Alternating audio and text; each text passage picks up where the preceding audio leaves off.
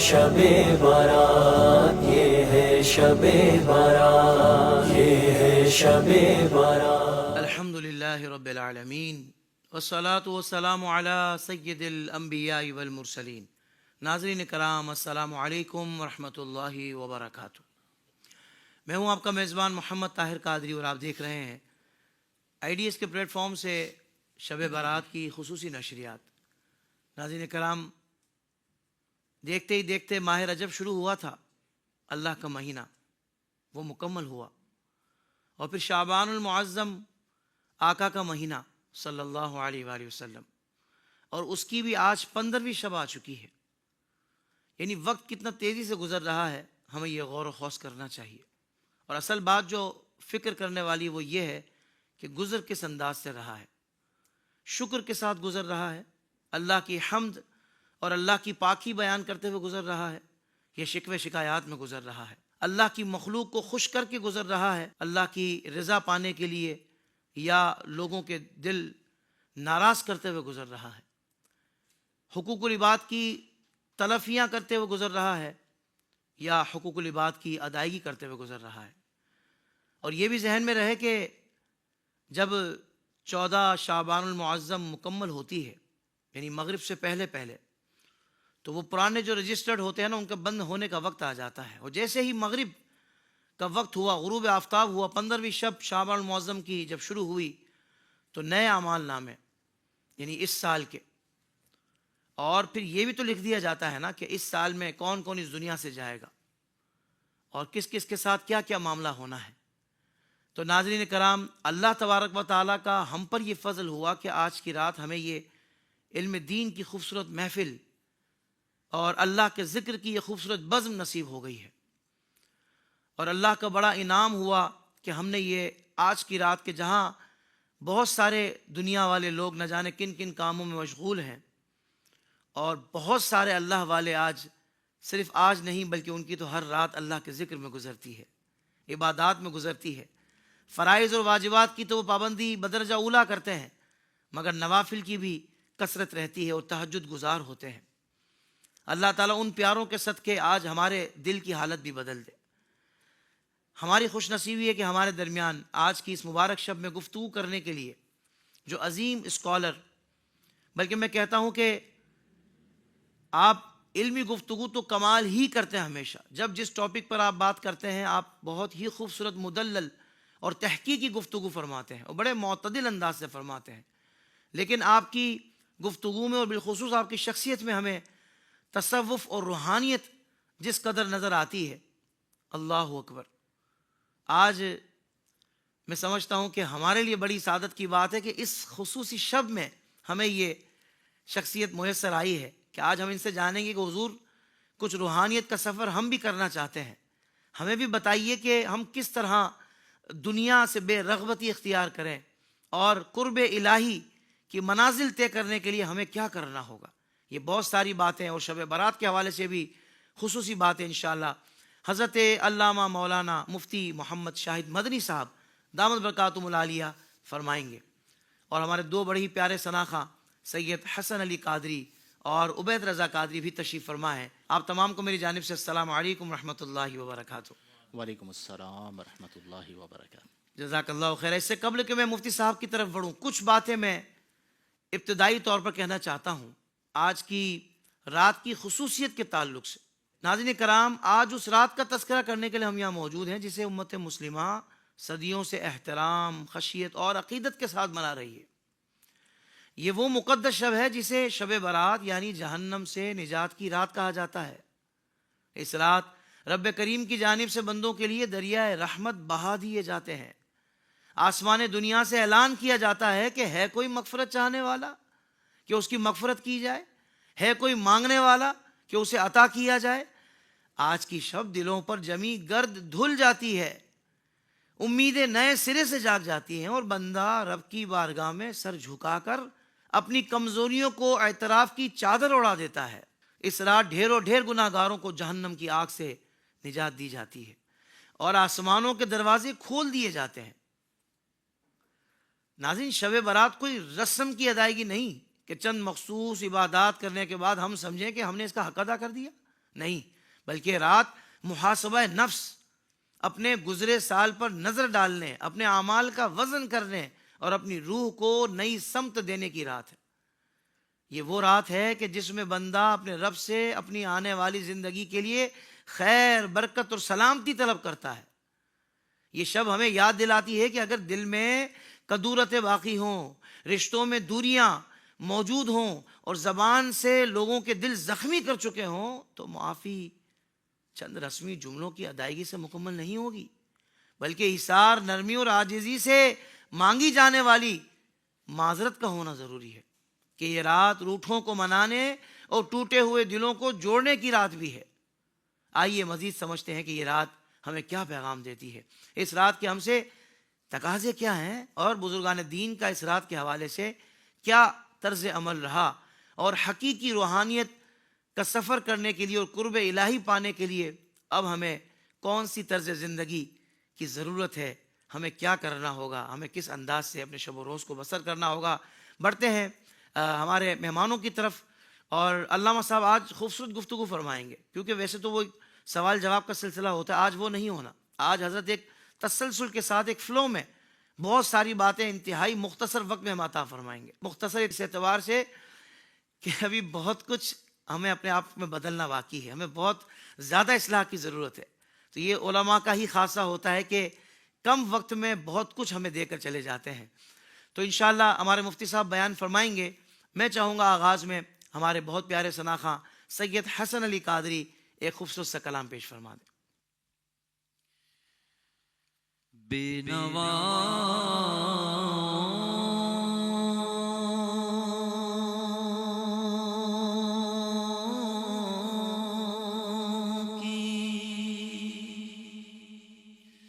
نوا سنتا ہے،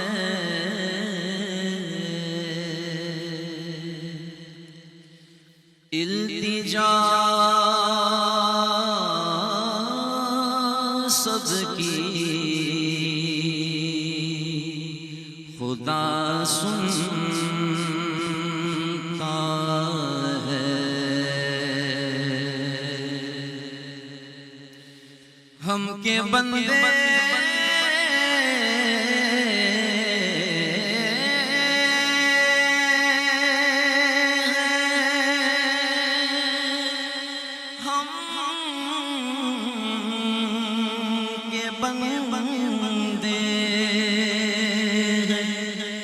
فنا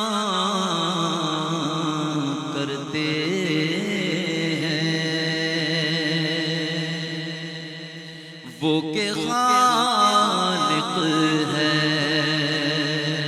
صدا سنتا ہے، میں بندہ عاصی ہوں، میں بندہ عاصی ہوں، خطا کار ہوں مولا، مولا میں بندہ عاصی ہوں، میں بندہ عاصی ہوں، خطا کار ہوں مولا، مولا میں بندہ عاصی ہوں، خطا کار ہوں مولا، لیکن تیری رحمت کا مولا، لیکن تیری رحمت کا طلبگار ہوں مولا، مولا لیکن تیری رحمت کا طلبگار ہوں مولا، مولا میں بندہ عاصی ہوں، ایک تیرا اشارہ ہو اور آسان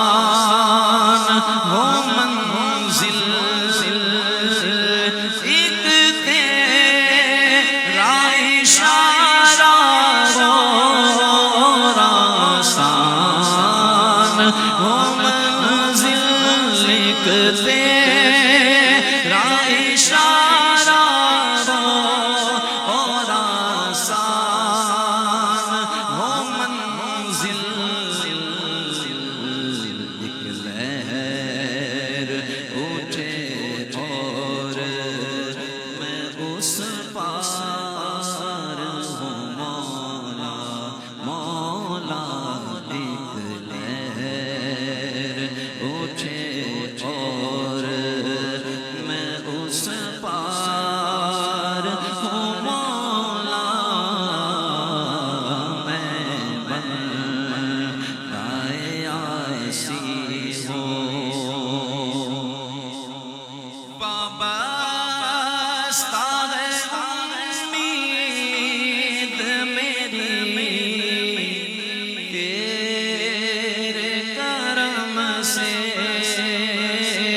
وابستہ ہے امید میری تیرے کرم سے، وابستہ ہے امید میری تیرے کرم سے،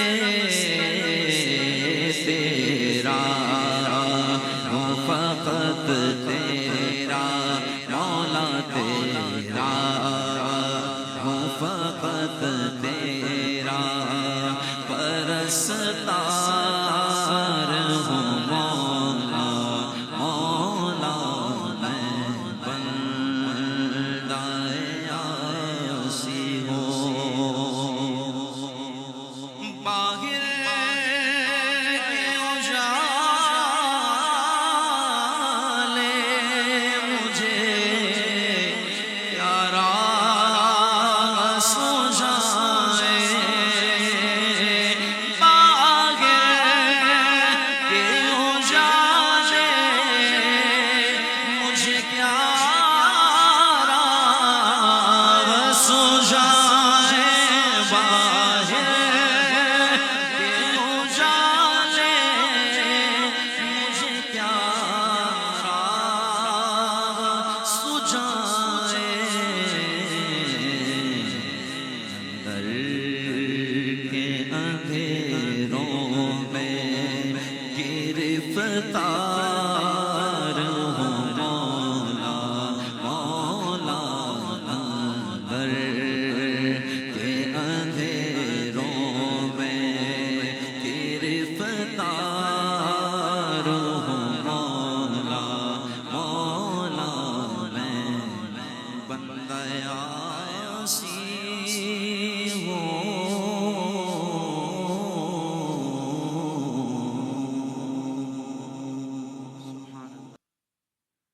آج مبارک رات ہے اور وہ کہتے ہیں نا کہ لوہا گرم ہے، مسجدیں بھی بھری ہوئی ہیں، لوگوں نے نوافل کا بھی اہتمام کیا اور ساتھ ہی ساتھ جو شب بیداری ہے اس کا بھی اہتمام، پھر قبرستان میں بندہ جاتا ہے تو ویسے ہی دل نرم ہوتا ہے، یعنی جبینیں بھی اللہ وحدہ لا شریک کی بارگاہ میں جھکی اور پھر دل بھی آج جھکے ہوئے ہیں۔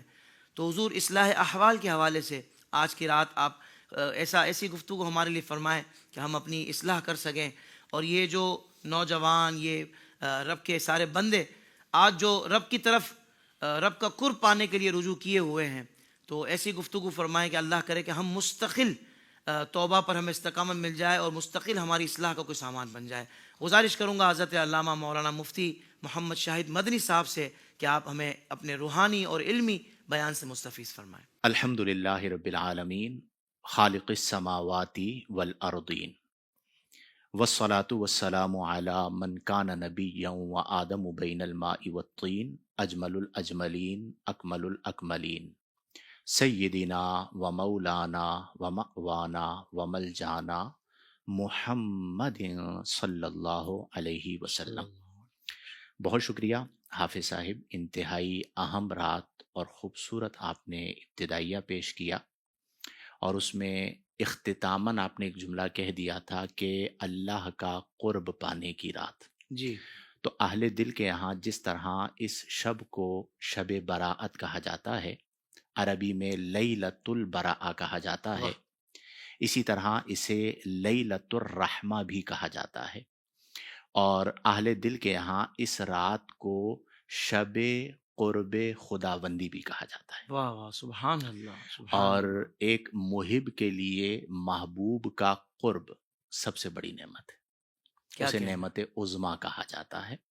اور یہ وہ رات ہے کہ جس رات کے بارے میں آقا کریم صلی اللہ صلی علیہ اللہ وسلم علیہ نے وسلم. فرمایا کہ اس شب اللہ تبارک و تعالی آسمان دنیا پر تجلی فرماتا ہے. اللہ، سبحان اب آپ اللہ، سبحان سوچئے کہ اللہ. ایک سالک، ایک مرید، ایک راہ سلوک کا راہی واہ، سفر کرتے ہوئے، جسے ہم کہتے ہیں سیر اللہ، سیر فی اللہ، سیر من اللہ، عروج پاتا ہے اور واہ، اپنی روح کو اللہ کے قرب میں لے کر جاتا ہے. واہ، اور آج کی شب وہ عظیم شب ہے کہ جس میں اللہ تعالی اپنے محبوبوں کے قریب آتا ہے سبحان اور اللہ، سبحان آسمان اللہ، دنیا پر تجلی فرماتا ہے. سبحان اور اللہ. یہ جو لذت قرب ہے، قرآن میں اہل ایمان کی علامت یہ بیان کی گئی کہ والذین آمنوا اشد حبا للہ، کہ جو ایمان والے ہیں وہ اللہ کریم سے اشد محبت کرتے ہیں. واہ واہ واہ. یعنی ان کی جو سب سے زیادہ محبت ہے، تعلق ہے، وہ ذات خداوندی کے ساتھ ہونا چاہیے. تو اس رات میں اللہ تعالی کا قرب حاصل کرتے ہوئے مقرب بننا، واہ، جو کہ مقصود ہے، یہ اس کا ایک یوں کہہ لیجئے کہ گولڈن چانس ہے. اسی لیے سبحان ہمارے اللہ. اکابرین اس رات کو عبادات میں بسر کیا کرتے تھے. جو اہل الحب ہوتے ہیں، ہم، اہل محبت ہوتے ہیں، چونکہ ہم اللہ سے محبت کرتے ہیں تو اہل محبت ہوئے. اس شب اللہ تعالیٰ آسمان دنیا پر تجلی فرما رہا ہے تو قربت مزید آسان ہو سکتی ہے. تو اہل الحب کا فلسفہ حیات صرف ایک ہوتا ہے، ہم، وہ کیا ہے کہ اہل الحب بھی غرباء الدنیا، اہل محبت دنیا کے مسافر ہیں. لا یجدون راحت فیہا، ہم. وہ دنیا کی کسی چیز میں راحت نہیں پاتے. آئے ہائے ہائے. راحتہم الوحیدہ، ان کی ہم، ایک ہی راحت ہے، اور ہم. وہ کیا ہے؟ الجلوس مع محبوبہم، وہ اپنے محبوب کی بارگاہ میں بیٹھے رہے. اللہ، اب آپ اللہ. ایک لمحے کے لیے سوچیں کہ آج اللہ نے آسمان دنیا پر تجلی فرمائی، رسول اللہ نے ہمیں بتا دیا. سبحان اب اللہ. اللہ کا ایک بندہ زمین پر گردن جھکائے اپنے قلب پر توجہ کرتا ہے، ہائے ہائے ہائے. اور قلب پر توجہ کرتے ہوئے اللہ کے قرب کو پانے کی کوشش کرتا ہے. تو اللہ کی رحمت اتنی وسیع ہے کہ وہ قرب پانا چاہتا ہے، اللہ اسے اپنی میت عطا فرما دیتا ہے. اللہ، سبحان اللہ، سبحان اللہ. ٹھیک ہے، اب وہ آنکھ کھولتا نہیں بلکہ آنکھ بند کرتا ہے ہم، اور اپنے رب کے قرب کو اپنے قلب میں محسوس کرتا ہے. سبحان اللہ، سبحان اہل اللہ. دل کے یہاں ایک بڑی خوبصورت بات کہی جاتی ہے کہ وہ جن کا عشق صادق ہو، ہم، وہ جن کا عشق عشق صادق. صادق ہو، وہ کب فریاد کرتے ہیں؟ ہم، لبوں پر مہر خاموشی، واہ، لبوں پر مہر مہر خاموشی. خاموشی، دلوں میں یاد کرتے ہیں. ہم، اب وہ اللہ اللہ اللہ کر رہے ہوتے ہیں اور وہ اللہ کے قرب کو پاتے چلے جاتے ہیں. اللہ اکبر. میں ایک مقام پر پڑھ رہا تھا، امام سخاوی نے القول البدیع میں لکھا، حضرت طاؤس یمانی رحمہ اللہ کے حوالے سے. انہوں نے حضرت امام حسن مجتبی رحمت اللہ رضی اللہ تعالی عنہ سے پوچھا کہ آپ شب برات کیسے گزارتے ہیں؟ ہم، اب یہاں پہ وہ لوگ بھی اس بات کو ذرا سمجھ لیں کہ جن کے ہاں شرک اور بدعت کی فیکٹریاں پتہ نہیں کس طرح چل رہی ہوتی ہیں کہ اس رات کی عبادت کو بھی وہ بدعت کہتے ہوئے نہیں جھجکتے. میں اللہ. آگے ذکر کروں گا. حافظ صاحب 10 صحابہ کرام وہ ہیں کہ جنہوں نے شب برات کی فضیلت والی احادیث کو نقل کیا ہے. اللہ اکبر. صحابہ کرام رضی صحابہ اللہ کرام نے تعالیٰ عنہ، کیا. اور 10 کی تعداد میں، ہم، اور مختلف اسناد سے وہ احادیث جی. آئی ہیں، تو آپ انہیں کیسے رد کر سکتے ہیں؟ اللہ اور یہ اکبر. جو اہمیت کی بات اور اس رات عبادت کی ہم بات کر جی. رہے ہیں، نبی کریم صلی اللہ صلی علیہ اللہ وسلم علیہ. سے آپ ابتدا کیجئے تو نبی کریم بذات خود اس رات عبادت کا اہتمام فرماتے تھے. وہ جو حدیث مبارکہ ہے کہ حضرت عائشہ صدیقہ رضی اللہ تعالی عنہا نے جنت البقیع میں پایا، جی. میں آگے ذکر کروں گا. پھر صحابہ کرام اس رات عبادت کا اہتمام کیا کرتے تھے، پھر اولیاء اعظام اس رات میں عبادت کا اہتمام کیا کرتے تھے۔ تیسری صدی کے ایک بزرگ ہیں، انہوں نے تو باقاعدہ اہل مکہ کا طریق لکھا کہ جب شب برات آتی تو اہل مکہ اپنے کام کاج کو چھوڑ کر حرم میں آ جایا کرتے تھے اور اس رات کو عبادت میں گزارا کرتے تھے۔ سبحان اللہ سبحان تو اللہ. تیسری صدی ہجری میں جس کا اتنا اہتمام کیا جا رہا ہے، آج کے دور کے اندر اگر اس پہ شرک اور بدعت کی بات کی جائے تو بڑی عجیب و غریب ہوگی۔ امام سخاوی نے لکھا کہ طاؤس یمانی کہتے ہیں کہ میں نے حضرت امام حسن مجتبی رضی اللہ عنہ سے پوچھا کہ آپ اس رات کو کیسے گزارتے ہیں، چونکہ قرب خداوندی کی رات ہے، بخشش کی رات ہے، رحمت کی رات ہے۔ تو حضرت امام حسن مجتبی رضی اللہ عنہ نے فرمایا کہ میں اس رات کو 3 حصوں میں ڈیوائیڈ کر دیتا ہوں، صحیح. تقسیم کر دیتا ہوں۔ پہلا حصہ وہ ہوتا ہے کہ جس میں صرف اپنے نانا جان صلی اللہ علیہ صلی وسلم اللہ پر علیہ درود وسلم. پڑھتا ہوں۔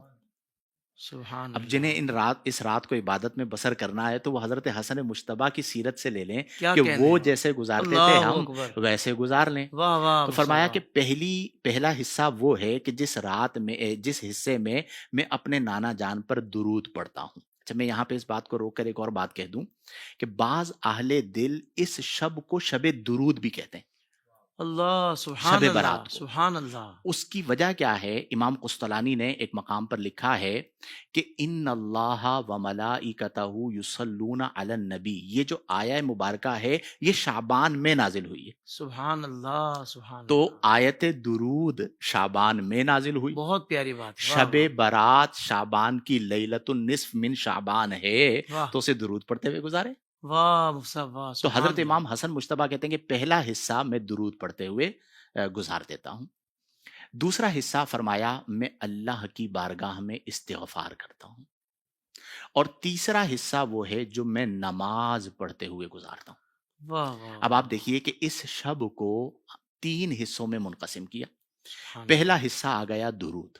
اب درود پاک اہل دل کے یہاں کہا جاتا ہے حافظ صاحب کہ ہم چاہتے ہیں نا وصل، اللہ نے آسمان دنیا پہ تجلی فرمائی، اللہ کا وصل مل جائے، قرب مل جائے، تو اہل دل کہتے ہیں سر الوصول، وصل کا راز کیا ہے جی. کہ ہم وصل خداوندی کو کیسے پا سکتے ہیں، کیسے مل سکتا ہے؟ تو فرمایا فی الصلاۃ علی الرسول، اللہ اکبر. نبی کریم پہ درود پڑھو تو وصل کو پالو۔ سبحان اللہ. ایک عارف سبحان باللہ کے اللہ. بارے میں پڑھ رہا تھا، سر دست مجھے یاد آ رہا ہے۔ ان کے پاس ایک شخص آئے۔ اب عارف باللہ جو ہوتے ہیں نا، ان کا قول جو ہے وہ قال اور حال کا حسین امتزاج ہوتا ہے۔ کیا کہنے تو ہیں. یہ تو مطلب ایک نگاہ ڈالتے ہیں اور قلب کی دنیا کو بدل دیتے ہیں۔ تو وہ ایک نوجوان آیا ان کے پاس، اس نے آ کے کہا کہ یا شیخ کیف اعرف اننی مکتوب عند اللہ فی السعداء او الاشقیاء، کہ میں یہ کیسے جان سکتا ہوں کہ اللہ کی بارگاہ میں سعید لکھا ہوں یعنی سعادت مند، یا شقی لکھا ہوں یعنی بدبخت، مجھے کیسے پتا چلے گا؟ اب مشکل سوال ہے نا، جی. مجھے اپنے بارے میں نہیں پتا، آپ کو اپنے بارے میں نہیں پتا کہ ہم سعید ہیں یا شقی ہیں۔ لیکن جس سے پوچھا گیا وہ صرف عالم نہیں تھے، عارف تھے، معرفت رکھنے والے تھے۔ بہت اچھے. واہ واہ. بڑی بردباری سے، تحمل سے مسکرا کر جواب دیا سہل، یہ تو بڑی آسان سی بات ہے، تم جان سکتے ہو کہ تم سعید ہو یا شقی ہو۔ اس نے کہا کیف، کیسے؟ انہوں نے فرمایا کہ اگر تم مواظبت سے یعنی ہمیشگی سے، دائمی طور پر نبی کریم صلی اللہ علیہ وسلم پر درود پڑھتے ہو تو یہ اس بات کی دلیل ہے کہ تم اللہ کی بارگاہ میں سعید لکھے ہو۔ اللہ اکبر. سبحان اللہ سبحان اللہ. اب وہ نوجوان کہنے لگا کہ مت دلیل، آپ کہہ رہے ہیں میں مان لوں، یہ کیسے ہو سکتا ہے؟ مجھے دلیل پیش کریں کہ اتنا بڑا دعویٰ آپ یہ کر رہے ہیں، اس پر دلیل کیا ہے؟ تو وہ عارف باللہ کہتے ہیں کہ الدلیل فی القرآن، واہ. دلیل قرآن سے دوں گا۔ کہا کیسے؟ فرمایا قرآن میں اللہ نے فرمایا ان اللہ و ملائکتہ یصلون علی النبی یا ایھا الذین آمنوا صلوا علیہ وسلموا تسلیما، اللہ درود بھیجتا ہے، اس کے فرشتے درود بھیجتے ہیں، اور ایمان والو تم درود بھیجو۔ تو اللہ تعالی اپنی ذات اور ذوات ملائکہ کے ساتھ کسی شقی کو شریک نہیں کر سکتا، تو جو مواظبت سے درود بھیجتا ہے ذات ملائکہ کے ساتھ درود میں شریک ہے، تو اس کا مطلب یہ کہ وہ سعید ہے کہ اللہ نے اس کا ذکر فرمایا ہے۔ اللہ اکبر، تو واہ یہ اس واہ، بات کی دلیل ہے کہ سبحان اللہ، مواظبت سے درود بھیجنے والا سعید ہے، واہ چونکہ واہ، شقی کو اللہ تعالیٰ اپنے ذکر کے ساتھ جوڑ نہیں سکتا۔ کمال ہو گیا، وہ واہ بڑا واہ، خوش ہوا اور جانے لگا۔ اب آپ ایک بات میں کہہ دیتا ہوں کہ جو عارف باللہ ہوتے ہیں نا، یہ بڑے شکاری ہوتے ہیں، اور ان کے پاس اگر کوئی ایسا بندہ آ جائے کہ جس کے قلب میں صفا کی وہ صلاحیت ہو کہ وہ اپنے قلب کی کیفیات کو منتقل کر دیں، تو وہ جانے نہیں دیتے۔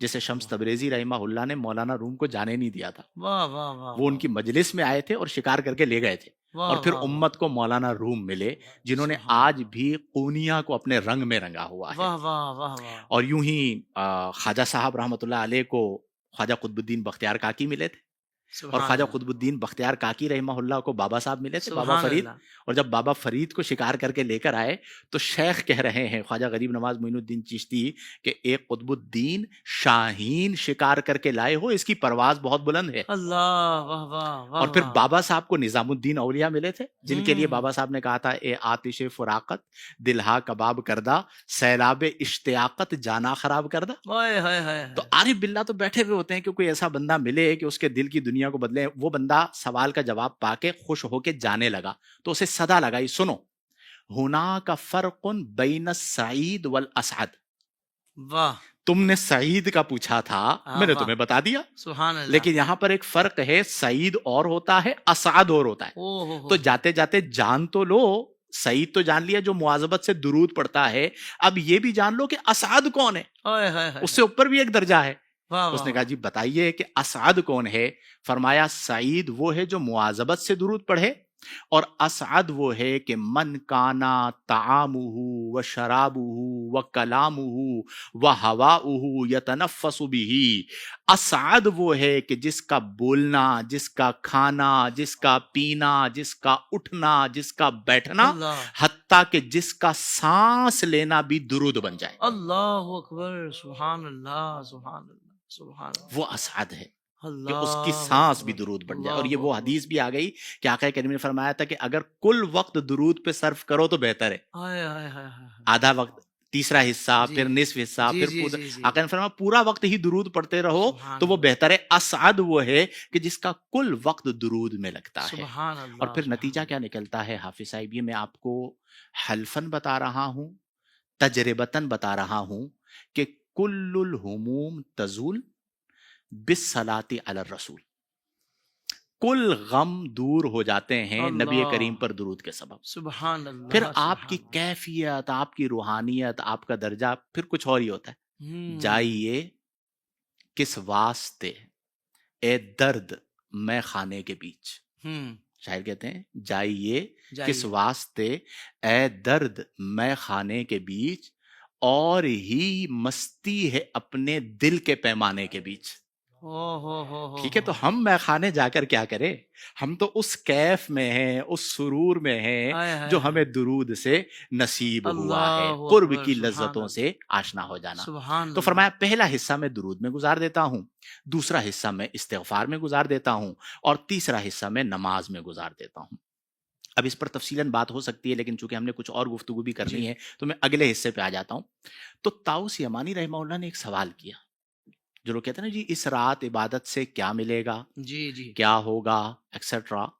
تو انہوں نے ایک سوال کیا کہ یہ جو عبادت ہے اس رات میں، جس طرح آپ یا امام حسن گزارتے ہیں، اس سے کیا ملتا ہے، ملے گا کیا؟ فطری سی بات ہے۔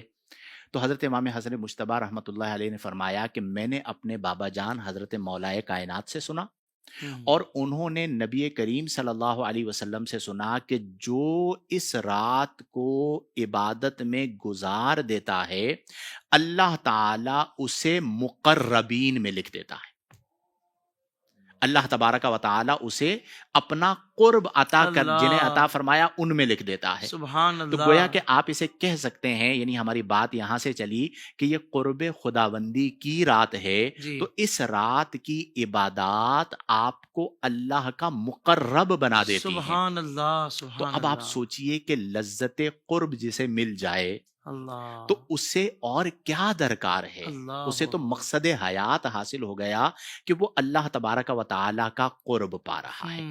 ایک چیز اور میں یہاں پہ ڈسکس کرنا چاہوں گا. آج کل ہمارے یہاں یہ بھی ہوتا ہے بعض جگہوں پر کہ جی ساری راتیں اللہ نے بنائی، تو یہ شب برات میں ہی کیوں جی، اس آپ طرح جو کی ہے بات وہ کرتے ہیں. عبادت کا اہتمام کرتے ہیں. ساری راتیں اللہ کی، سارے دن اللہ کے، سارا وقت اللہ کا.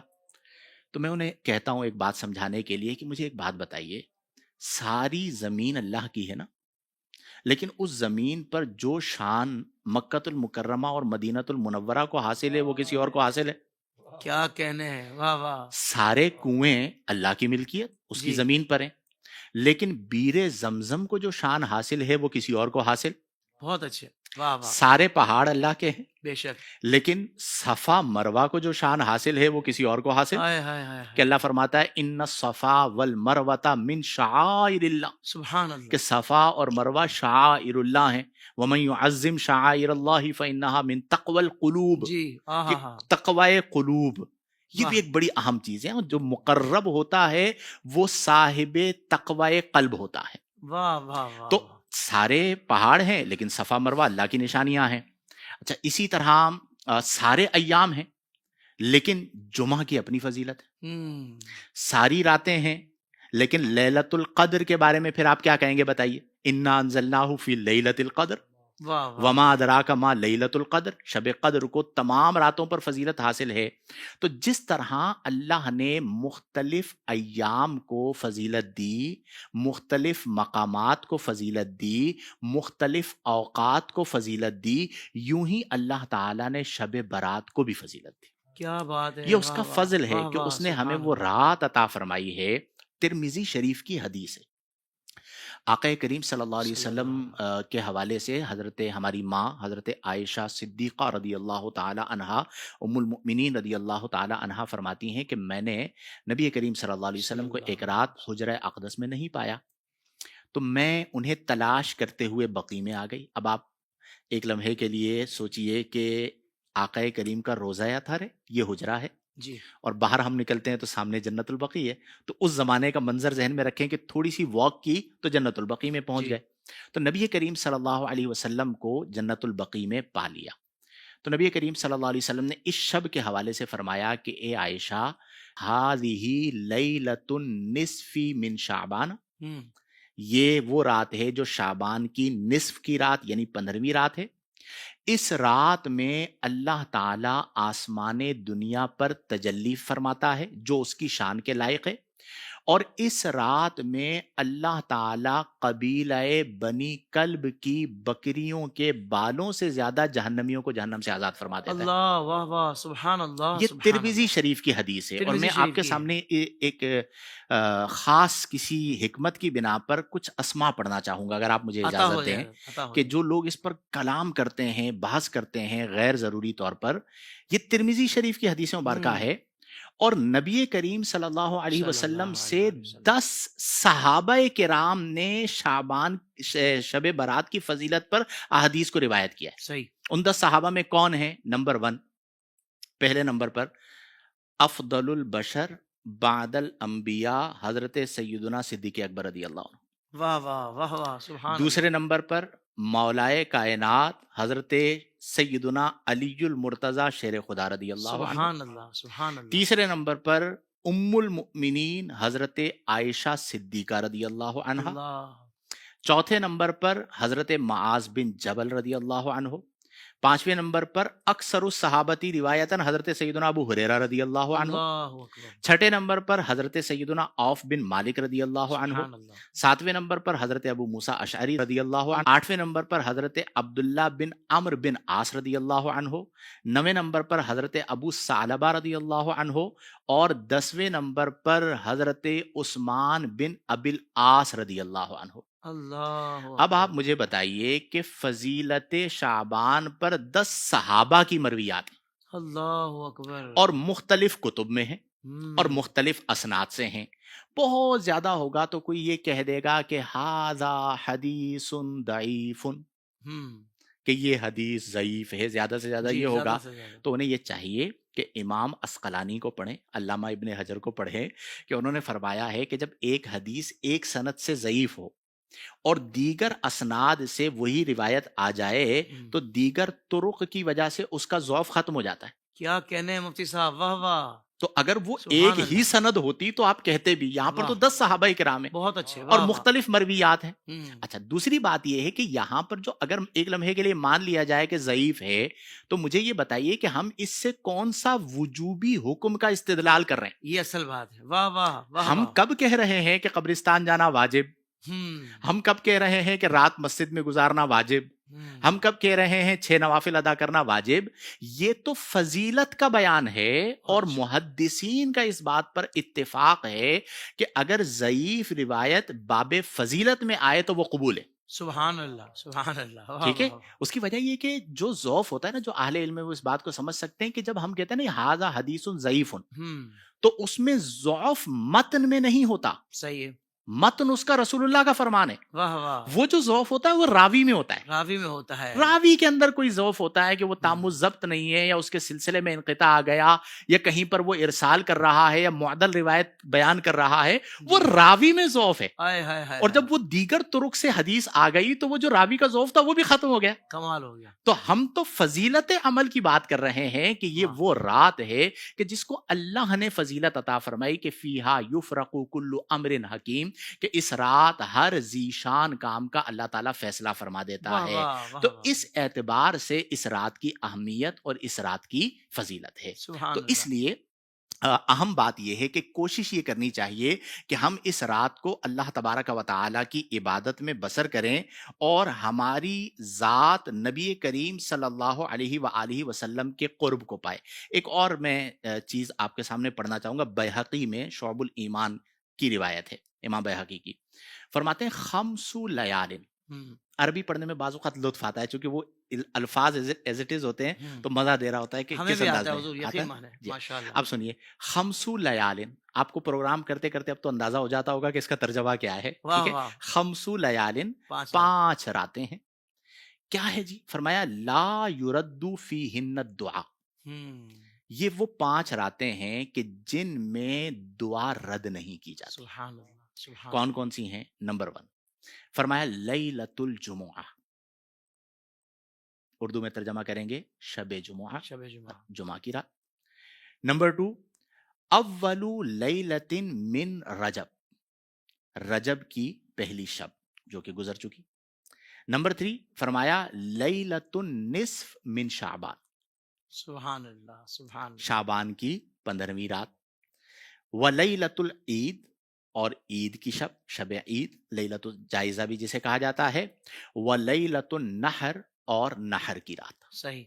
اب ایک بات اور میں یہاں پہ ذکر کروں کہ یہ جو جملہ ہے نا لیلۃ النصف من شعبان، ہم، ہمارے عرف میں کہتے ہیں شب برات. بھئی یہ کون سی رات ہے شب برات؟ شعبان کی 15ویں رات. شب برات کہاں ہے قرآن و حدیث میں؟ تو میرے بھائی جب آپ عربی میں جائیں گے تو اس کا ترجمہ بنتا ہے لیلۃ النصف من شعبان. بالکل صحیح. شعبان کی نصف والی رات.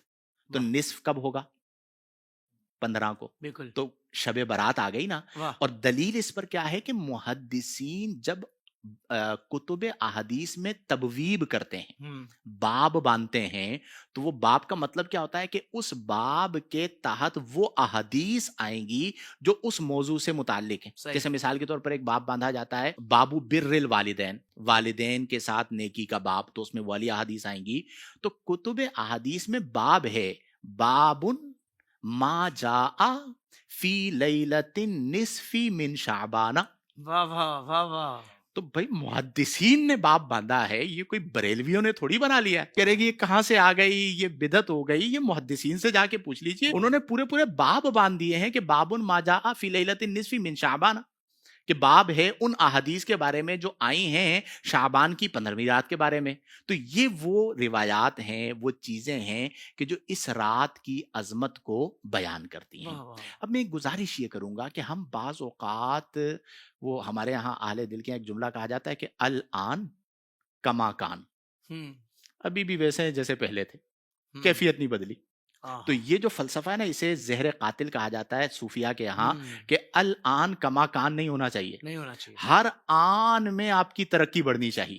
واہ واہ واہ. تو ہمارے معاشرے میں کیا ہو رہا ہے کہ ہم شب برات گزارتے ہیں، لیکن نیکسٹ ڈے ہمارا حال کیا ہوتا ہے؟ الان کما کان. کما کان وہی. اتنی بڑی رات آئی تو اب بھی کما کان کی طرح ہے، اوہو. پہلے کی طرح ہے، تو پھر تو آپ نے ضائع کر دیا. ہم، تو اپنی کیفیات کو بدلیں، واہ واہ. اللہ کے قرب کو پائیں، نبی کریم صلی اللہ علیہ وسلم پر درود پڑھیں، اور اس رات اپنے قلب کا جو تعلق ہے اسے اللہ سے جوڑیں. سبحان دیکھیں اللہ. وہ جو فرمایا جاتا ہے نا کہ الا من ات اللہ بقلب سلیم، کہ اللہ کے کی بارگاہ میں نجات وہ پائے گا جو اللہ کے حضور آئے گا قلب سلیم لے کر. اب یہ جو قلب ہے یہ بیسک کیا ہے؟ جی. وہ جو لوتھڑا ہے نا وہ قلب نہیں ہے. ہم، اس بات کو سمجھنا چاہیے. ہم، ہم جس طرح کہتے ہیں نا کہ جی انسان، اصل انسان وہ ہے جو اندر ہے، جی. ضمیر جسے کہا جاتا ہے.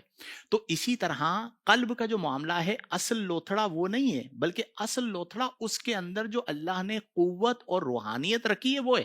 اوہ ہو ہو. وہ جو ہم حدیث سنتے ہیں کہ جب بندہ گناہ کرتا ہے تو اس کے دل پر ایک سیاہ نقطہ لگا دیا جاتا ہے، جی. دوسرا گناہ کرتا ہے تو دوسرا نقطہ لگا دیا جائے، وہ اس سے مراد یہ لوتھڑا قلب نہیں ہے. ہم، ایسا ممکن ہے کہ ایک بندہ فاسق و فاجر ہو، اس کا دل نکالا جائے تو وہ انتہائی بہترین ہو، اور ایک بندہ بہت متقی ہو لیکن وہ جسمانی طور پر مریض ہو، اس کا دل نکالا جائے تو وہ بہت خراب.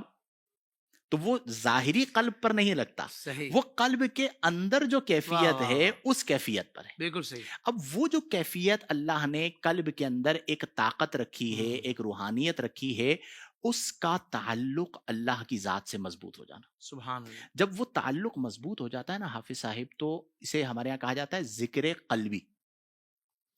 اس کا پھر حال کیا ہوتا ہے کہ جب آپ رات کو بیٹھیں، کبھی آپ کیجئے، اسے ہمارے یہاں ابتدائی پہلا مراقبہ کہا جاتا ہے. 7 مراقبے ہوتے ہیں. تو پہلے مراقبے میں کیا ہوتا ہے کہ آپ اپنی زبان کو تالو سے جوڑ لیتے ہیں. اب آپ نے اپنی آنکھوں کو بند کر لیا، زبان کو تالو سے جوڑ لیا، یعنی آپ نے زبان سے ذکر نہیں کرنا اور قلب پر توجہ کرنی ہے. اب جب آپ قلب میں داخل ہوتے ہیں اور ان کانوں سے سننے کی کوشش کرتے ہیں اللہ. تو آپ کو وہ قلب اللہ اللہ کرتا ہوا محسوس ہوتا ہے. واہ واہ واہ. اب اس قلب کے ذکر کو آپ سنتے ہیں جسے ہم ذکر قلبی کہتے ہیں، اور یہاں سے آپ کا سفر سیر اللہ، سیر فی اللہ، سیر من اللہ کو شروع ہوتا ہے. واہ واہ واہ واہ. اور پھر آپ کا حال یہ ہو جاتا ہے کہ جب آپ اس لذت سے آشنا ہو جاتے ہیں تو پھر آپ کو جلوت مزہ نہیں دیتی، خلوت مزہ دیتی ہے. سبحان اللہ. اور کئی بار ایسا بھی ہوتا ہے، صوفیہ کے یہاں ایسا بھی رہا کہ آپ کے لیے جلوت اور خلوت یکساں ہو جاتی ہے. ہم، ٹھیک ہے. کچھ لوگوں کی کیفیت یہ ہوتی ہے کہ دل میں ہو یاد تیری، گوشہ تنہائی ہو. کچھ لوگوں کی یہ کیفیت ہوتی ٹھیک ہے. پھر تو خلوت میں عجب انجمن آرائی ہو. اب ان کی کیفیت یہ ہے. اور کچھ لوگوں کا حال یہ ہوتا ہے کہ وہ اگر لوگوں کے درمیان بھی ہیں تو ان کا دل لوگوں کے ساتھ نہیں ہے، اللہ کے ساتھ ہے. تو وہ پھر کہتے ہیں کہ سارا عالم ہو مگر دیدائے دل دیکھے تجھے. سبحان اللہ سبحان اللہ. واہ واہ. سارا عالم ہو مگر دیدائے دل دیکھے تجھے، انجمن گرم ہو اور لذت تنہائی ہو. واہ انجمن سجی ہو، سبحان اللہ. محفل جمی ہو، لیکن لذت تنہائی ہو، دل جو ہے وہ لوگوں کے ساتھ نہ ہو. وہ کہا جاتا ہے کہ ہتھ کارول، یعنی کام کے ساتھ، ہتھ کارول، دل یارول. سبحان اللہ. ٹھیک ہے. سبحان تو اللہ. یہ جو کیفیت ہے کہ جب یہ آپ کو حاصل ہو جائے تو پھر آپ عروج کی طرف جاتے ہیں، روحانیت کی طرف جاتے ہیں، صفائے قلب کی طرف جاتے ہیں، اور آج کی رات یہی رات ہے. واہ واہ. جہاں تک قبرستان حاضری کی بات ہے، ہمارے یہاں چونکہ آپ کو پتہ ہے اس رات الحمدللہ کروڑوں لوگ قبرستان جاتے ہیں. تو ایک بات تو یہ ہے کہ جو یہ شرک بدعت کہتے ہیں، وہ سوچیں کہ آپ ایک لمحے کے اندر سارے کروڑوں لوگوں مسلمانوں کو بدعتی بنا رہے ہیں. اور وہ کر رہے کیا ہیں وہاں پہ جا کے؟ مزارات پہ یا قبور پر حاضری دے رہے ہیں. اس پر ویری سمپل ہے، تھوڑا سا اپنے دل پر ہاتھ رکھ کے سوچیں، جو آپ کے مولویوں نے بتایا اندھا دھن اس کے پیچھے نہ چلیں، تھوڑا دماغ بھی استعمال کر لیں کہ حضرت عائشہ صدیقہ رضی اللہ تعالی عنہا نے نبی کریم کو کہاں پر پایا؟ حافظ صاحب، جنت البقیع. وہ کیا ہے؟ قبرستان. بالکل. اور اسی موقع پر نبی کریم نے کیا فرمایا؟ اے عائشہ، ہاذہ لیلۃ النصف من شعبان. واہ. نبی کریم نے مہر لگا دی کہ وہ جو شب تھی جس شب میں نبی کریم قبرستان میں تھے وہ لیلۃ النصف من شعبان تھی. سبحان اللہ سبحان اللہ. تو نبی کریم صلی اللہ علیہ وسلم قبرستان تشریف لے گئے تو اس رات قبرستان جانا سنت ہو گیا. اسے کوئی واجب بھی نہیں کہہ رہا، کوئی فرض بھی نہیں کہہ رہا. نبی کریم گئے تھے تو غلامان محمد بھی چلے جاتے ہیں. اس پہ کیا لڑنے کی بات ہے؟ تو ایک تو یہ کہ یہ حدیث سے ثابت ہے. دوسری یہ کہ آقا کریم صلی اللہ علیہ وسلم نے فرمایا کہ اس رات اللہ تعالی قبیلہ بنی کلب کی بکریوں کے بالوں سے زیادہ جہنمیوں کو جہنم سے آزاد فرماتا ہے. تو یہ تو بخشش کی رات ہو گئی. واہ واہ. آپ اسے شب بخشش کہہ دیجئے. تو اب لوگ اللہ کا ذکر کرتے ہیں کہ مولا تو بخش رہا ہے، مجھ گناہگار کو بھی بخش دے. تو اب بخشش پر آپ کو کوئی اعتراض ہے کہ آپ لوگوں کو روک رہے ہیں کہ آپ کیوں مسجد آباد کر رہے ہیں؟ اللہ اللہ. کیوں عبادت کر رہے ہیں؟ اللہ بخشنے والا ہے، اس نے رات عطا فرمائی ہے، امت مسلمہ عبادت کر رہی ہے تو بخشش ہو جائے گی. تیسری بات یہ کہ جب ہم قبرستان جائیں، اس پر تھوڑی سی ہمارے یہاں بات ہونی چاہیے کہ اب ہمارے یہاں قبرستان جانے کا جو اصل مقصد ہے وہ فوت ہوتا جا رہا ہے. حدیث مبارکہ ہے، نبی کریم صلی اللہ علیہ وسلم نے فرمایا کہ کنتو نہیتکم عن زیارت القبور الا فزوروها.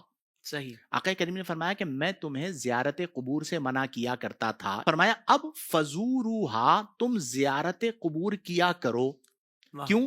فإنها تزہد، چونکہ جب تم زیارت قبور کرتے ہو تو وہ تمہیں دنیا سے بے رغبت کرتی ہے اور آخرت میں رغبت عطا کرتی ہے. تو اس کا مطلب یہ ہوا کہ جب ہم قبرستان جاتے ہیں تو قبرستان جانے کا ایک بنیادی مقصد یہ ہوتا ہے کہ ہم اپنی قبر کو یاد کریں کہ یہاں پر کتنے مالدار دفن ہیں، کتنے حسین جمیل دفن ہیں، کتنے نازک مزاج دفن ہیں. کچھ عرصے بعد میں نے بھی یہیں پر آ جانا ہے. اب جب اپنی قبر کو یاد کریں گے تو آپ کو زہد ملے گا. تزہد کے الفاظ حدیث میں جی. اور صوفیاء کا ایک اصطلاح ہے زاہد. زاہد کسے کہا جاتا ہے؟ دنیا سے بے رغبتی اختیار کرنے والے کو.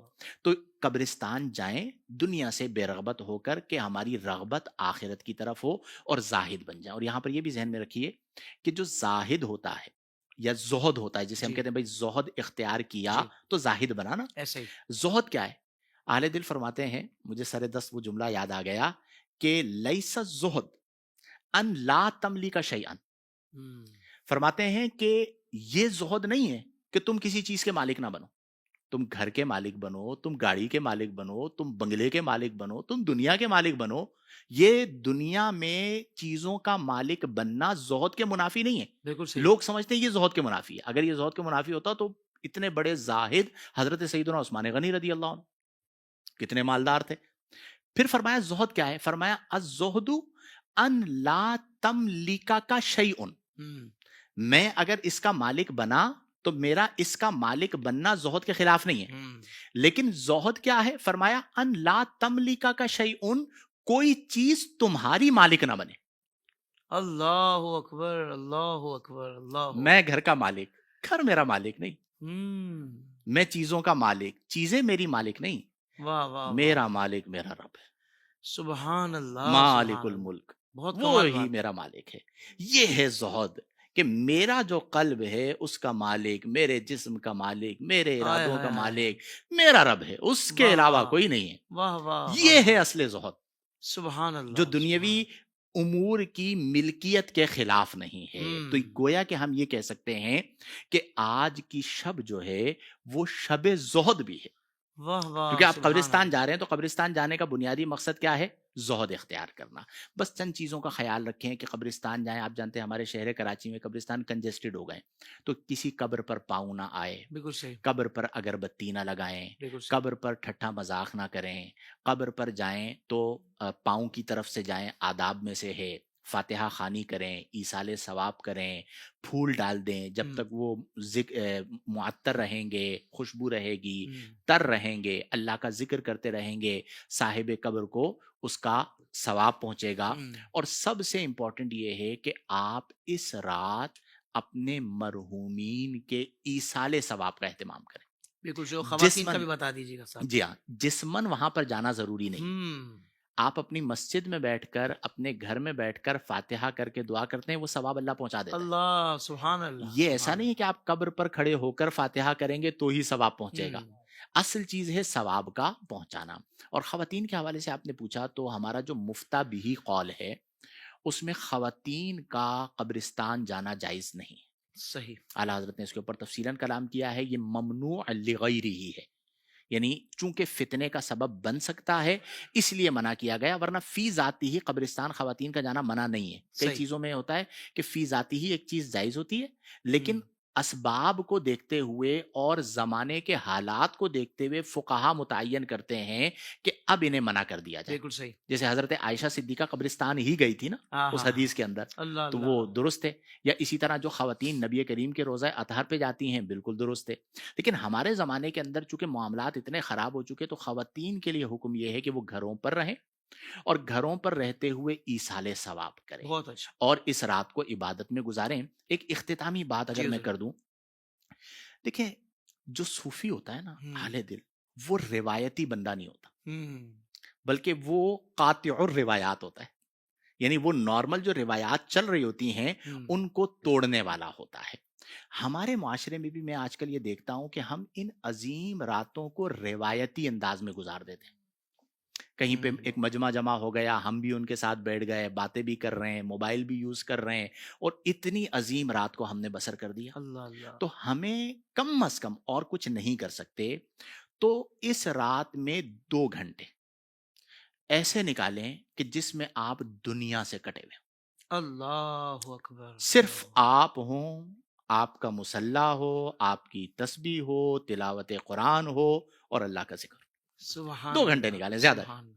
آپ پھر دیکھیے گا کہ آپ کی رات کیسی گزرتی ہے اور اگلے دن پھر آپ کے قلب کی کیفیت کیسے بدلتی ہے۔ سبحان اللہ، یہ مسجد میں ہو تو اور زیادہ، مسجد میں ہو تو نور علی نور، ٹھیک ہے، جسے کہا جاتا ہے الدنیا لأہلہا غرور فی غرور والآخرۃ لأہلہا سرور فی سرور، کیا بات، والمحبۃ لأہلہا نور علی نور۔ واہ واہ واہ، تو مسجد میں ہو تو نور علی نور ہو جائے گا کہ سرور ہی سرور، نور ہی نور، اور کیفیت کی لذتوں سے آشنا ہو کر اپنے قلب کے تعلق کو اللہ سے مضبوط کریں۔ تو 2 گھنٹے کوشش یہ کریں کم از کم آپ بیٹھیں، اسے ڈیوائیڈ کر لیں کہ میں نے کچھ دیر درود پاک پڑھنا ہے، کچھ دیر تلاوت قرآن کرنی ہے، کچھ دیر اللہ کا ذکر کرنا ہے، کچھ دیر جو ہے وہ مراقبہ کرنا ہے، یعنی آنکھیں بند کر کے اللہ کی بارگاہ میں اپنے آپ کو پہنچا دینا ہے کہ ان تعبد اللہ کأنک تراہ، تو اللہ کی عبادت یوں کر گویا کہ تو اللہ کو دیکھ رہا ہے۔ یہ ہے مشاہدہ حق۔ فَإِن لَمْ تَكُنْ تَرَاهُ فَإِنَّهُ يَرَاكَ، اگر یہ کیفیت نہ بنے تو یہ کیفیت بنا لے کہ اللہ تجھے دیکھ رہا ہے، یہ ہے مراقبہ حق۔ تو تھوڑی دیر مراقبہ کریں، پھر قرآن کی تلاوت کریں۔ حافظ صاحب، قرآن اللہ کا کلام ہے، اہل دل کے یہاں کہا جاتا ہے کہ فیہ شفاء، قرآن شفا ہے۔ واہ واہ، مرض چاہے جسمانی ہو، چاہے نفسانی ہو، چاہے روحانی ہو، ہر چیز کی شفا اللہ نے قرآن میں رکھی ہے۔ سبحان اللہ، آپ قرآن پڑھیں گے، جسم میں کوئی مرض ہے وہ تو دور ہوگا، جو قلب پہ زنگ لگا ہے وہ بھی دور ہوتا چلا جائے گا، اور آپ کو قرب کی لذت ملتی چلی جائے گی۔ اس کیفیت سے اپنے آپ کو متکیف کر لیں۔ ایک مقام پر میں پڑھ رہا تھا، انہوں نے فرمایا کہ الرجال اربعۃ، لوگ 4 طرح کے۔ پہلے نمبر پر فرمایا رجل یموت فی نفسہ، پہلے نمبر پر وہ بندہ ہے جو اپنی نفسانی خواہشات کے لیے مر جاتا ہے، تو اسفل السافلین ہے کہ نفس کے لیے مر گیا، اس لیے تو نہ تھا۔ دوسرے نمبر پر فرمایا اس سے اوپر جو درجہ ہے، فرمایا رجل یحیی لنفسہ، وہ بندہ ہے جو مرتا تو نہیں ہے نفسانی خواہشات کے لیے لیکن جیتا نفسانی خواہشات کے لیے، تو یہ اس سے تھوڑا سا اوپر ہے کہ چلو مرا تو نہیں لیکن یہ کیا زندگی ہے کہ نفس کے لیے جیو۔ تیسرے نمبر پر فرمایا رجل یحیی لفکرہ، وہ بندہ ہے جو زندہ رہتا ہے نفس کے لیے نہیں، فکر کے لیے. بہت اچھے. وہ چاہتا ہے کہ میری فکر باقی رہے، میرا واہ. نظریہ باقی رہے، کتاب سبحان لکھتا اللہ. ہے، تصنیف کرتا ہے، تحقیق کرتا ہے کہ فکر کو بقا ہونی چاہیے. واہ واہ. کہا یہ اس سے اوپر ہے، اعلیٰ. اعلیٰ. سب سے نیچے دوسرے نمبر پر، پھر یہ تیسرے نمبر پر، لیکن سب سے اوپر یہ نہیں ہے. اچھا. اس سے اوپر ایک اور ہے. فرمایا رجل یحیا، پہلے کیا تھا؟ لفکری، اب کیا ہے؟ یحیا لربہ. سبحان اللہ. اسے فکر سے لینا دینا نہیں. وہ نہیں چاہتا کہ مجھے کوئی ایز اے مصنف پہچانے، کوئی مجھے ایز اے محقق جانے، کوئی ایز اے محدث جانے، ایز اے مفسر جانے، اتنا بڑا پیر مانے. نو، وہ کہتا ہے نو. اللہ یحییٰ لربہ، وہ اپنے رب کے ساتھ جڑا ہوا ہوتا ہے کہ میری زندگی میرے رب کے لیے. اللہ اکبر. یہ ہے عشق. سبحان اللہ. اس کیفیت سے متکیف ہو جائیں گے تو پھر انشاءاللہ دنیا بھی اچھی ہو جائے گی اور آخرت بھی اچھی ہو جائے گی. تو اہم ترین رات ہے، بس کوشش کریں کہ اس رات کو عبادت میں گزاریں، ریاضت میں گزاریں، اللہ کا ذکر کریں، اللہ کی محبت کو دل میں جگہ دیں، نبی کریم سے اپنے تعلق کو مضبوط کریں، تطہیر فکر کریں، تزکیہ نفس کریں، تصفیہ قلب کریں، تجلیہ روح کریں، سیر اللہ من اللہ فی اللہ میں جائیں، فنا میں داخل ہوں، پھر بقا میں داخل ہوں، فانی ہو جائیں، پھر باقی ہو جائیں، وحدت الشہود میں چلے جائیں، وحدت الوجود میں چلے جائیں. وہ جو دنیا ہے اس میں آپ آئیں گے کہ ایک وقت ایسا آئے گا کہ آپ واقعتاً فقیر بن جائیں گے. واقعتاً فقیر. اور علامہ اقبال کہتے ہیں فقر کے ہیں معجزات، تاج و سریر و سپاہ، فقر ہے میروں کا میر، فقر ہے شاہوں کا شاہ. سبحان اللہ. سبحان اللہ. علم کا مقصود اور فقر کا مقصود اور. اشہد اللہ الہ، اشہد اللہ الہ. علامہ اقبال کہتے ہیں عالم بھی کہتا ہے اشہد اللہ الہ الا اللہ، اور فقیر بھی کہتا ہے اشہد اللہ الہ الا اللہ. صحیح. لیکن کہتے ہیں علم کا مقصود اور ہے اور فقر کا مقصود اور ہے. جب عالم کہتا ہے علم سے تو وہ کیا کہتا ہے؟ اشہد اللہ الہ الا اللہ، نہیں ہے کوئی عبادت کے لائق مگر اللہ. میں کسی اور کی عبادت نہیں کرتا، کسی اور کی گواہی نہیں دیتا، الا اللہ، مگر کس کی؟ اللہ کی. یہ ہے وحدت الشہود. تو وہ وحدت الشہود کا نظریہ اختیار کرتا ہے. لیکن جو فقیر کہتا ہے نا اشہد اللہ الہ الا اللہ، تو عالم کا اشہد اللہ الہ الا اللہ کہنے کا مطلب کیا ہوتا ہے؟ لا مشہود الا اللہ. لیکن جب فقیر کہتا ہے تو وہ اپنے ذات کو بھی فنا کر دیتا ہے، وہ کہتا ہے لا موجود الا اللہ. واہ واہ واہ. وہ لا اشہد اللہ الہ الا اللہ کا ترجمہ وحدت الوجود سے کرتا ہے کہ کائنات میں اللہ کے سوا کوئی اور وجود ہے ہی نہیں ہے، کیونکہ واجب الوجود وہی رب ہے تو اسے کچھ اور نظر نہیں آتا. تو وہ پھر اس کیفیت میں جاتا چلا جاتا ہے اور فقر کی دنیا میں جا کر نبی کریم صلی اللہ علیہ وسلم سے اپنے تعلق کو جوڑ کر وہ جو کمال حاصل کرتا ہے وہ کسی اور چیز میں نہیں ملتا. گویا کہ اس بات پر میں اختتام کرتا ہوں کہ کائنات میں یہ قرب کی رات ہے، قرب خداوندی. جی. کائنات میں اللہ تک پہنچنے کا صرف ایک دروازہ ہے اور وہ ہے ذات مصطفیٰ کریم. اللہ سبحان اللہ. اس دروازے کے علاوہ سے کوئی آئے گا تو وہ مردود، اس دروازے سے جو آئے گا وہ مقبول. بعض اہل دل نے تو یہاں تک لکھ دیا حافظ صاحب کہ جس دل میں حب رسول ہو اللہ تعالیٰ اس دل کو جلانے سے حیا فرماتا ہے. اللہ اکبر. سبحان اللہ. یعنی حب رسول اگر قلب میں ہے تو یہ داخلہ جنت کا سبب ہے. اللہ تعالیٰ حیا فرماتا ہے کہ میرے محبوب کی محبت جس دل میں ہے اسے میں جہنم میں داخل فرماؤں.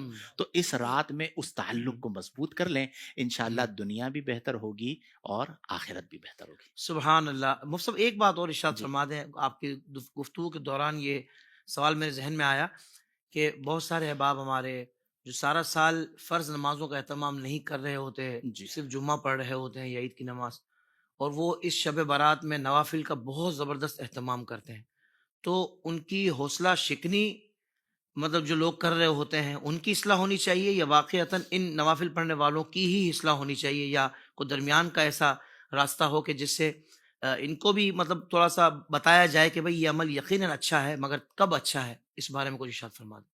دیکھیں اصل تو یہ ہے حافظ صاحب کہ اپنی اصلاح ہونی چاہیے. صحیح. اہل دل سے جب ہم اس طرح کا سوال کرتے ہیں نا تو وہ کہتے ہیں بھئی میرے کو تو اپنی اصلاح چاہیے، میں کس کی اصلاح کروں گا. لیکن اس میں اصل بات یہ ہے کہ دونوں کی اصلاح ہونی چاہیے. صحیح.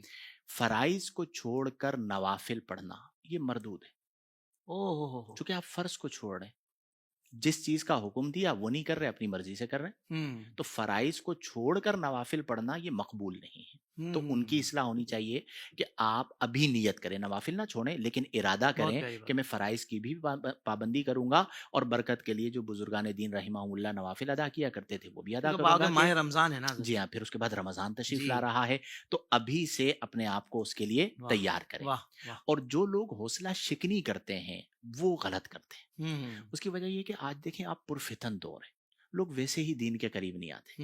اب اگر کوئی مسجد میں نوافل کے لیے آ ہی گیا، ہو سکتا ہے کسی اللہ والے کے ساتھ کندھا ملا کے کھڑا ہوا ہو، اور وہ کندھا جڑنے سے اس کا دل بدل جائے اور وہ اللہ کے قرب کو پالے۔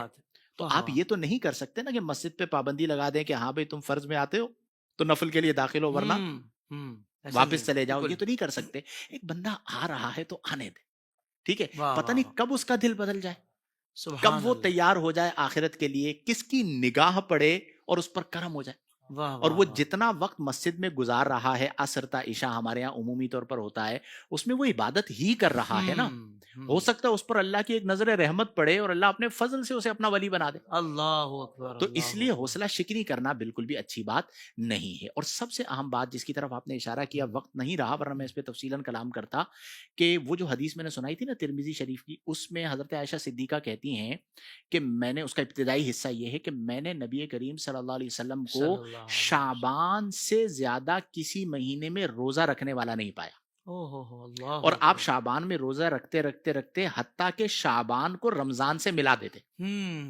اس کا مطلب یہ ہوا کہ رمضان کی تیاری ہے۔ سبحان اللہ۔ تو یہ جو مہینہ اب شروع ہو چکا، شعبان المعظم ہے، اس سے پہلے رجب المرجب تھا، یہ وہ مہینے ہیں کہ جن میں ہمیں اپنا تعلق اللہ سے جوڑنا ہے اور رمضان کے لیے تیاری کرنی ہے۔ سبحان اللہ۔ رمضان جو ہے نا، اسے آپ یوں سمجھیے، اہل دل اس بات کو یوں بھی سمجھاتے ہیں کہ آپ کو فصل کاٹنی ہوتی ہے تو آپ سب سے پہلے کیا کرتے ہیں؟ بیج ڈالتے ہیں۔ اس کے بعد کیا کرتے ہیں؟ آبیاری، پانی دیتے ہیں۔ اس کے بعد پھر فصل تیار ہوتی ہے تو آپ فصل کاٹتے ہیں۔ تو اہل دل اسے یوں بیان فرماتے ہیں کہ رجب بیج بونا ہے، واہ واہ واہ واہ، شعبان پانی دینا ہے، سبحان اور رمضان فصل کاٹنا ہے۔ اب رمضان میں فصل وہی کاٹے گا جو رجب میں پہلے بیج ڈالے گا۔ کیا کہنے ہیں مفتی صاحب، واہ واہ واہ۔ رمضان میں فصل وہی کاٹ پائے گا جو شعبان میں اسے پانی بھی دیتا رہے گا۔ کمال کمال۔ اور اگر آپ بیج ڈالنے کے ٹائم پہ اور آبیاری کے ٹائم پہ جو ہے وہ گناہوں میں مبتلا رہے، اور پھر رمضان آیا، پھر آپ کہتے ہیں ہمیں وہ کیفیت نہیں مل رہی، وہ ذوق نہیں مل رہا، وہ شوق نہیں مل رہا، تو قصور ہمارا ہے کہ وہ ایک ترتیب ہے۔ اس ترتیب کو اگر آپ قائم رکھتے تو پھر آپ کو روحانیت ملتی۔ لیکن بہرحال چونکہ ابھی بھی وقت ہے تو جس قدر ممکن ہو اس شب کو، ان دنوں کو عبادت میں گزاریں، کیفیت کو حاصل کریں۔ سبحان اللہ۔ کیف کو بقا ہے۔ جب آپ کو کیفیت مل جائے گی تو پھر آپ کو کسی اور چیز میں لذت نہیں ملے گی۔ پھر آپ کا حال یہ ہوگا کہ وہ جن کا عشق صادق ہو وہ کب فریاد کرتے ہیں، لبوں پہ مہر خاموشی، دلوں میں یاد کرتے ہیں۔ جب دل میں یاد کر رہے ہیں تو دل سے اللہ اللہ سن رہے ہیں، تو نتیجہ کیا ہے؟ نور فی الوجہ، واہ، سرور فی القلب، اور تائید فی الامور۔ سبحان اللہ۔ کہ جو اللہ سے جڑ جاتا ہے اس کے چہرے میں نور آ جاتا ہے، دل میں سرور آ جاتا ہے، اور امور میں تائید خداوندی آ جاتی ہے۔ تو پھر اسے کسی اور چیز کے اندر لذت نہیں ملتی۔ اللہ تعالیٰ بس مجھ گناہگار کو بھی اور تمام احباب کو توفیق عمل عطا فرمائے۔ سبحان اللہ سبحان اللہ۔ ناظرین کرام، میں تو کہوں گا مفتی صاحب نے روحانیت سے اور کیفیات سے مزین علمی گفتگو فرمائی ہے، اور کیا ہی خوبصورت لب و لہجے میں، اور کیا دھیما اور دل میں اتر جانے والا انداز۔ اللہ تبارک و تعالی آپ کو سلامتی عطا فرمائے، اور اسی طریقے سے ہم آپ سے مستفید ہوتے رہیں، اور یہ پیغام حق IDS کے پلیٹ فارم سے بھی دنیا بھر میں پہنچتا رہے، اور اس کی برکات ہم سب حاصل کرتے رہے۔ اللہ کرے آج کی بزم ہمارے لیے بے حساب بخشش کا سامان بن جائے، ہمارے قلب میں مثبت تبدیلی کا سبب بن جائے، رب کا قرب پانے کی جو جستجو ہے اس جستجو کو بڑھانے کا سبب بن جائے۔ اللہ تبارک و تعالی ہمارے لیے اس بزم کو سرمایہ دنیا و آخرت بنائے۔ ہمارے ساتھ بڑے ہی پیارے ثنا خاں عبید رضا قادری تشریف فرما ہے، میں چاہوں گا کہ خوبصورت سا کلام سنا دیجیے۔ اے شاہ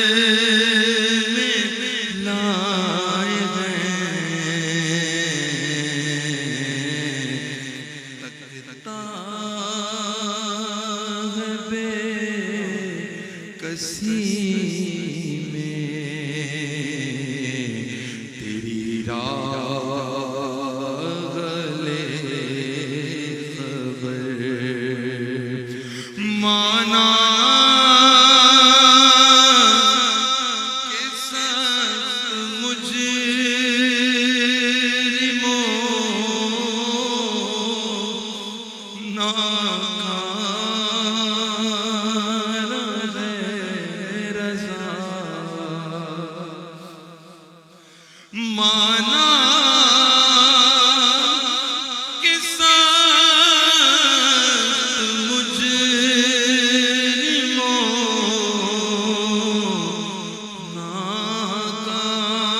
ناکارہ ہے رضا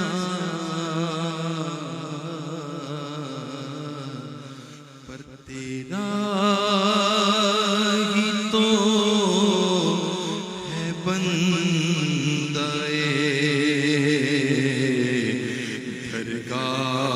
درگاہ والے خبر للہ لے خبر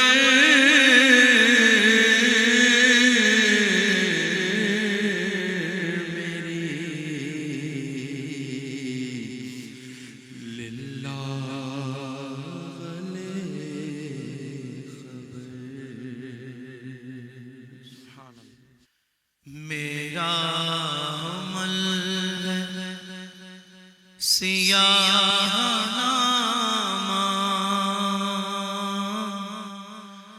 میرا عمل سیاہ نامہ مجھے خدایا معاف کر دے یہ آسرا ہے تو بخش دے گا یہ آسرا ہے تو بخش دے گا مجھے خدایا معاف کر دے پہاڑ جیسی میری خطائیں مگر بہت ہے تیری عطائیں پہاڑ جیسی میری خطائیں مگر بہت ہے تیری عطائیں معاف کرنا شعار تیرا معاف کرنا شعار تیرا مجھے خدایا معاف کر دے یہ آسرا ہے تو بخش دے گا مجھے خدایا معاف کر دے مولا میرے مولا مولا میرے مولا عذاب دے کر تو کیا کرے گا کریم ہے تو کرم ہی فرما عذاب دے کر تو کیا کرے گا کریم ہے تو کرم ہی فرما سوال کیسا جواب کیسا سوال کیسا جواب کیسا مجھے خدایا معاف کر دے اندھیر شب کے کیے رسوا اجال دن کے کیے گہنا سراپا جرم خطا ہوں مولا سراپا جرم خطا ہوں مولا مجھے خدایا معاف کر دے یہ ہاتھ باندھے یہ سر جھکائے کھڑا ہو جاگر در حرم پر یہ ہاتھ باندھے یہ سر جھکائے کھڑا ہو جاگر در حرم پر نوید بخشش کا دے اشارہ نوید بخشش کا دے اشارہ مجھے خدایا معاف کر دے مولا میرے مولا مولا میرے مولا میرا عمل سیاہ نامہ مجھے خدایا معاف کر دے۔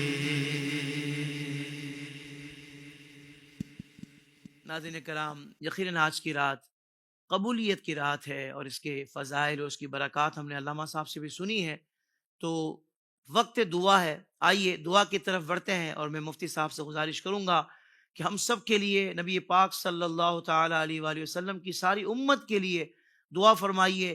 اللہ تبارک و تعالی حضرت کی دعاؤں کی برکت سے اور ہزاروں آمین کہنے والوں کی برکت سے اپنا خاص لطف و کرم فرمائے، اور ہم سب کی دنیا و آخرت سنور جائے، ہمارے ظاہر و باطن کی اصلاح ہو جائے، اور ہمیں رب تعالیٰ اپنا قرب عطا فرما دے، اور نبی پاک صلی اللہ تعالیٰ علیہ وآلہ وسلم کی سچی و کامل محبت عطا ہو جائے، اور زندگی کا معیار یہ بن جائے کہ الحب للہ والبغض فی اللہ، اور محبت بھی اللہ کے لیے، اور کسی سے دشمنی ہو تو وہ بھی اللہ کے لیے، اور زندگی کا مقصد یہ بن جائے کہ بس رب کی رضا حاصل کرنی ہے، رب کو پانا ہے، رب کی رضا کو پانا ہے، اور رب کے محبوب کو راضی کرنا ہے۔ مفتی صاحب دعا فرما دیجیے۔ الحمد للہ رب العالمین، جزا اللہ عنا سیدنا و مولانا محمد صلی اللہ علیہ وسلم ما هو اہلہ، اللہم انت السلام و منک السلام و الیک یرجع السلام،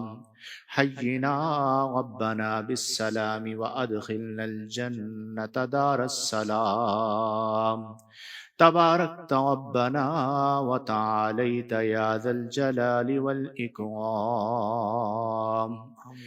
یا ارحم الراحمین، ہم تیرے گناہ گار بندے تیری بارگاہ میں دستے سوال دراز کیے ہوئے حاضر ہیں۔ مولا کریم اپنے فضل سے، اپنے کرم سے، اپنے محبوب صلی اللہ علیہ وسلم کے وسیلے سے ہم گناہ گاروں کی بخشش و مغفرت فرما۔ یا رب کریم ہم تمام اور تمام مسلمانوں کی، کل امت مسلمہ کی بخشش و مغفرت فرما۔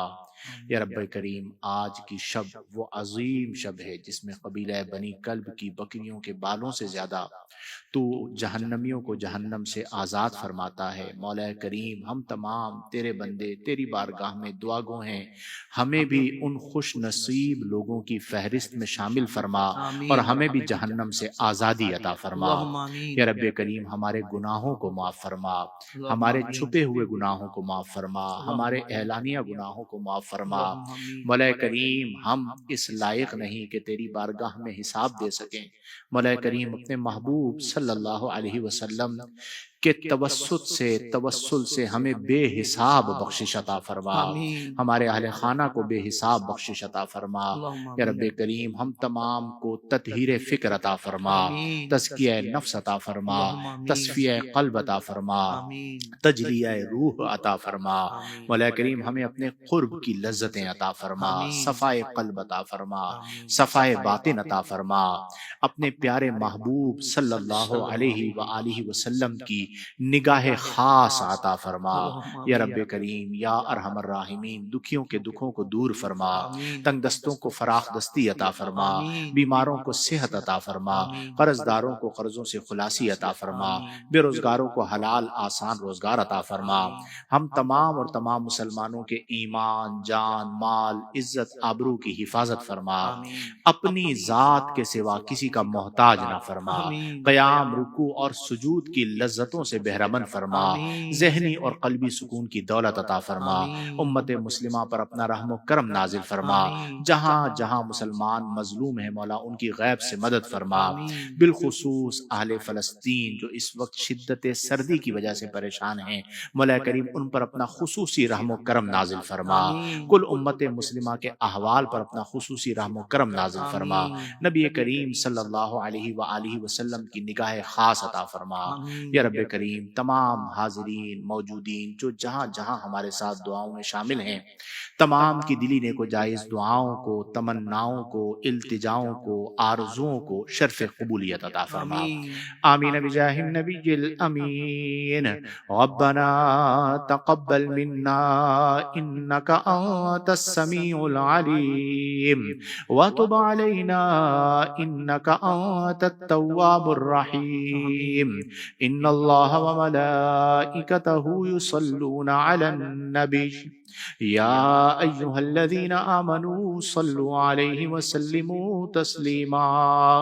اللہم صل علی سیدنا ومولانا محمد وعلی آل سیدنا ومولانا محمد وبارک وسلم۔